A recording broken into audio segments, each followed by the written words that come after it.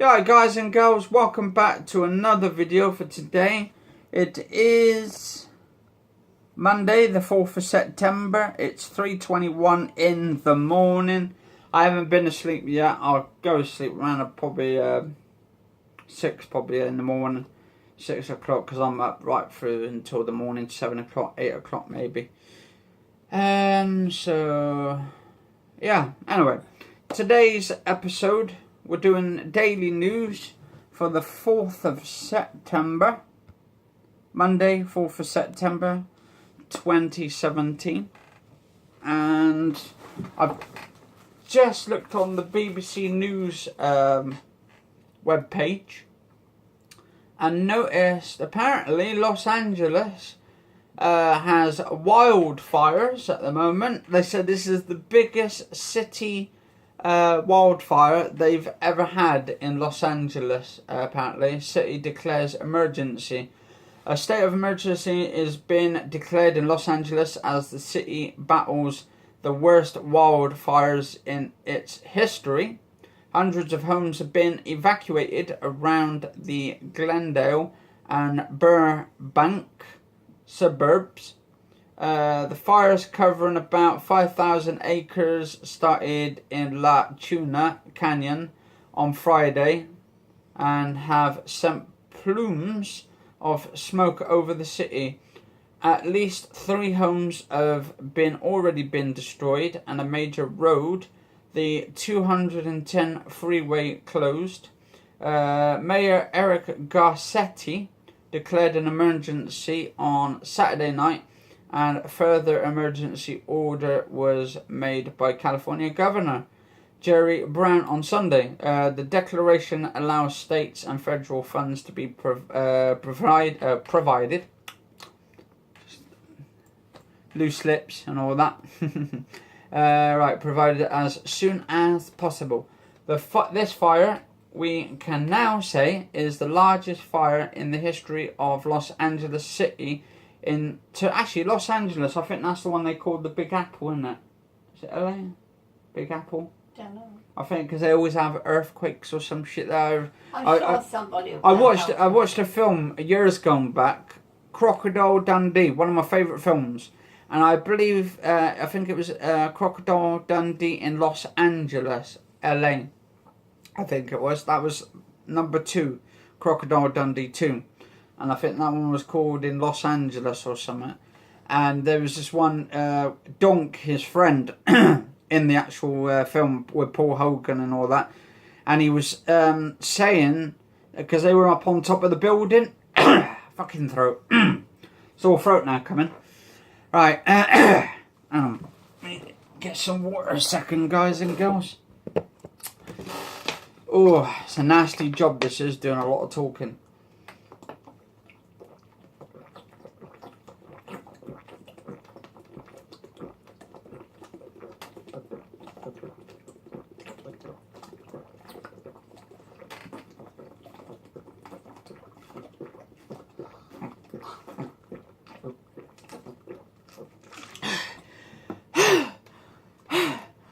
Have I finished thirsty yet?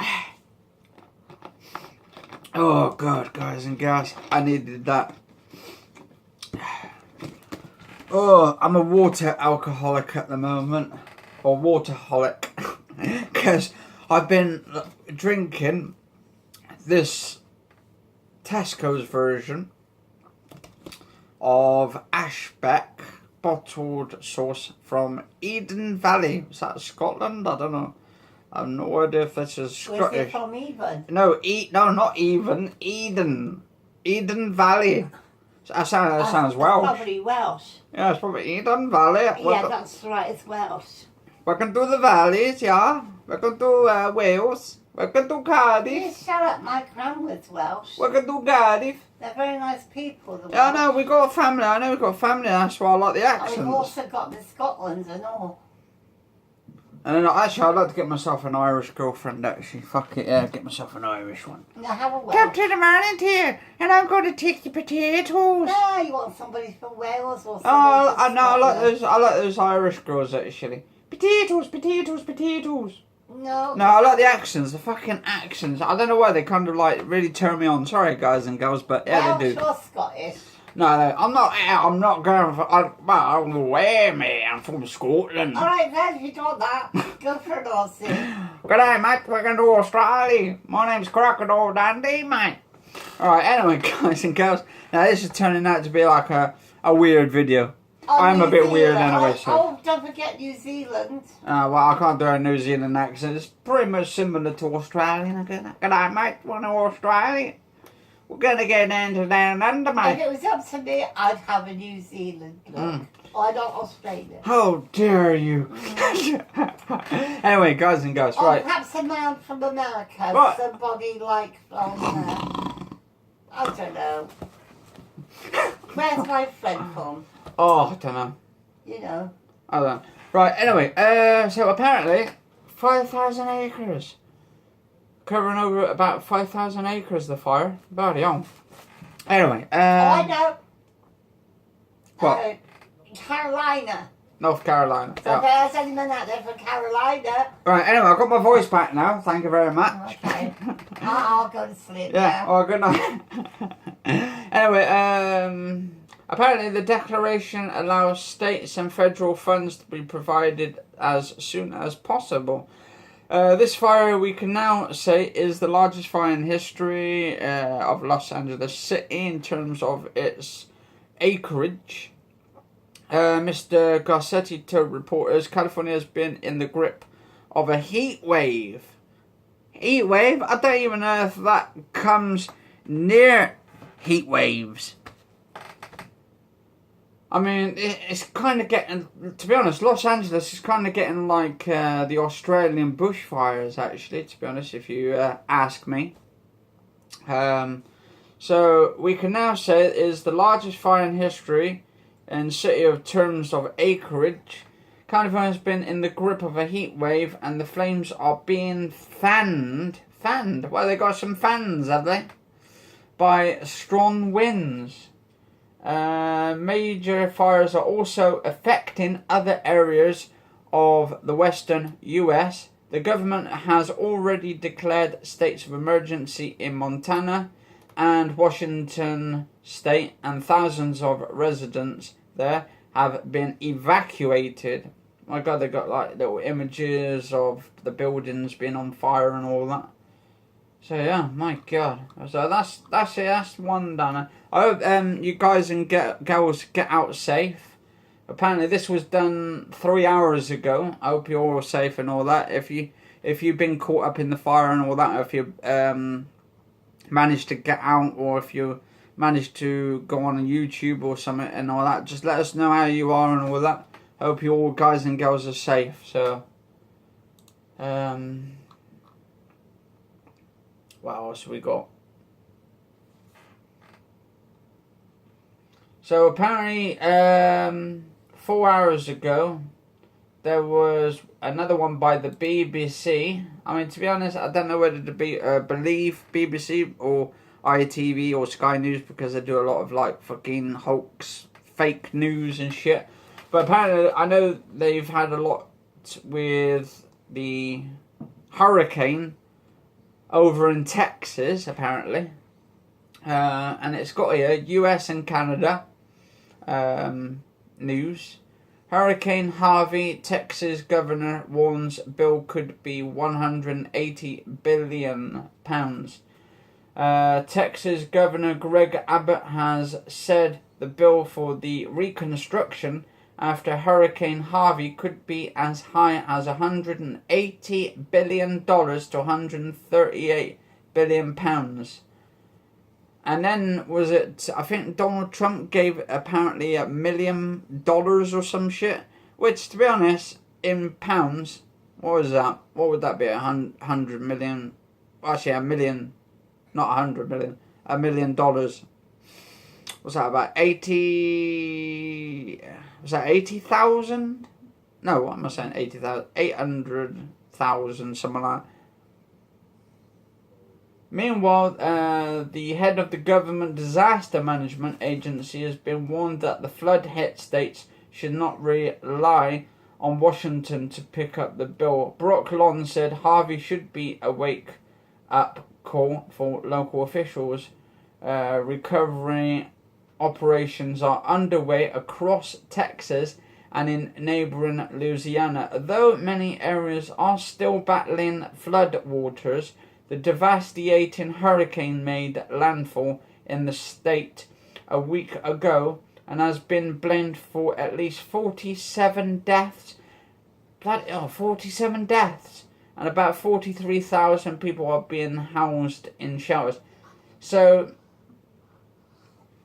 the government has already asked Congress for $7.85 billion. So the Congress, the US government, the Congress, what would that be to do with the MPs there, I suppose? The Congress would be, what's that, the officials of Donald Trump, maybe? I don't know. Or that's probably something different. Let us know in the comments what you think. As an initial contribution towards recovery efforts, which Mr. Abbott called a down payment.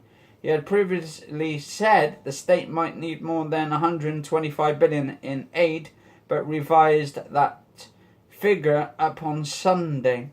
Katrina caused, if I recall, more than $120 billion of damage. But when you look at the number of homes and businesses affected by this, I think this will cost well over 120 billion, probably 150 billion. So basically, they're taking more money, right? More money is being used to put the people back in to help them, which is a good thing, right? But then it will do damage in the long terms as well, in long-term effects. The White House has warned that the US debt ceiling, the cap on government spending, will need to be raised to meet the bill for recovery. So basically then, the deficit will go back up, it keep going up and all that. And then there'll be more money they will have to pay back in the long terms. And then they'll try and take off the people and they'll raise all the taxes. So you guys and girls who go out to work more and more will be less money in your pockets for your work. So in a way you won't be getting the money that you do now, because they'll have to try and get the money from somewhere else to help these people out, and even though it's not their fault. Brotlon, the head of the Federal Emergency Management Agency, FEMA, told the CBS that Harvey should be a lesson to state officials that they needed to set aside a reserve funds for their own emergency management departments. Or maybe, I don't know, maybe it could be, this could be a plan to try and depopulate people. Because I was reading up about FEMA trying to get money and all that kind of shit. Maybe they're trying to do some dodgy shit going on. And then there's this HARP, where is it? Hang on, if I can find it. HARRP.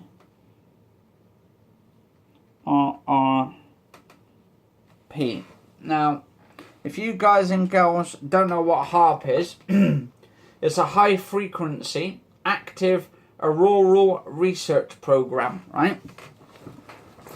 And the company have been delving into changing of the weather, the climate changing, the frequencies and the temperatures and all that kind of stuff. And I don't know what you guys and girls think. It's basically a paradox box, Pandora's box, I should say. But they're calling it, the military's Pandora box. So basically they take out all the evil and stuff and kill people, basically. They can just do it deliberately. I'll be right back in a sec, guys. Anyway, guys and girls, I'm back. Just had to, because my brother keeps coming in and out. Anyway, so yeah, this HARP, basically, it was a device they made. But if you guys and girls have ever watched the Star Wars series at all, the Star Wars films, you've got like the laser death ray, or the Death Star, where they can use it, and it's a big like laser beam, and they can fucking destroy shit and stuff with it. But basically, the military have made a similar sort of device called, it's called Pandora's Box technically. It's basically this, to build a prototype for a ground-based Star Wars weapon system located in the remote bush country of Alaska. The individuals who are demanding answers about HARP are scattered around the planet as well as bush dwellers. In Alaska, they include a physician in Finland, a scientist in Holland, and an anti-nuclear protester in Australia, independent physicists in the United States, a grandmother in Canada, and a countless others. Unlike the protests in 1960s, the objections to HARP have been registered using the tools of the 1990s from the internet, fax machines, syndicated talk radios, and a number of alternative print mediums. The word is getting out that people are waking up to this new intrusion of a zealous United States government. So basically, they're building these devices. They're not telling people, but people are already waking up. They're already finding out the American government are coming up with these military sort of fucking lethal weapons. And basically, it's a research company. It's based in, I think it was Alaska or something. And they are building it, so it's a weather machine. And they can use it for tornadoes, twisters, and they can manipulate, and then they can use it and they can send that, they can control it, like basic mind control basically, but for tornadoes. And then they can make that tornado go anywhere, or they can just use it for normal weather. It's like loads, they can piss loads of rain down and just move it. So basically it's not nature moving it, it's a basic sort of machinery. It's man-made fucking machine. It says here the HARP program began in 1990. A US Senator from Alaska Republicans, Ted Stevens, helped win approval for the facility, whose constructions began in 1993. In early May of 2013, HARP was temporarily shut down, awaiting a change between contractors who operated the facility in July 2013. HARP program manager James Keeney said Defense Advanced Research Projects Agency, DARPA, is expected on sites as a client. Yeah, so DARPA, I think they're the ones behind sort of mind chips and stuff, where they can use your brains and hack your brain and shit like that. So there's a lot of conspiracy theories and shit into this, but I don't know whether the conspiracy is the government trying to wipe out the people and they're using these machines or not, or if it's just us wanting to believe in this shit, like whether it's a true thing, whether it's not. It's up to the people's opinions if they believe it or not. But yeah, I really hate it when people get flooded out and they lose everything, and they have to, all the money they own and all that shit just goes to gets fucked technically, and then they haven't got the insurance to pay out and stuff on the products they've actually lost in there, especially precious items like photographs of family and stuff. I mean, can you imagine that, losing your photos of your family right through all that, and then or your family gets killed or something in the bloody storms and stuff. I mean, that is really, really, really bad. But yeah, I hope you guys and girls make it safe and all that. I don't know what's happening at the moment. This was done 4 hours ago, apparently. The Hurricane Harvey, Texas governor, warns the bill could be $180 billion. So whether it is going to be that much or not is another thing. What else we got? Oh, apparently there's a new camera that can see through the human body. So a bit like an X-ray, technically then. Scientists have developed a camera that can see through the human body. The device has been designed to help doctors track medical tools known as endoscopes during internal examinations. Until now, medics have had to rely on expensive scans such as X-rays to trace their progress. The new camera works by detecting light sources inside the body, such as the illuminated tip of the endoscope's long flexible tube. Professor Kev Dhaliwal of the University of Edinburgh said it has immense potential for diverse applications such as the one described in this work. The ability to see a device location is crucial for many applications in healthcare as we move forwards with minimally invasive approaches to treating diseases, tissues, organs. Early tests have shown the prototype device can track a point light source through 20 centimeters of tissue under normal conditions. Beams from endoscopes can pass through the body but usually scatter or bounce off tissues and organs rather than traveling straight through. That makes it problematic to get a clear picture of where the tool is.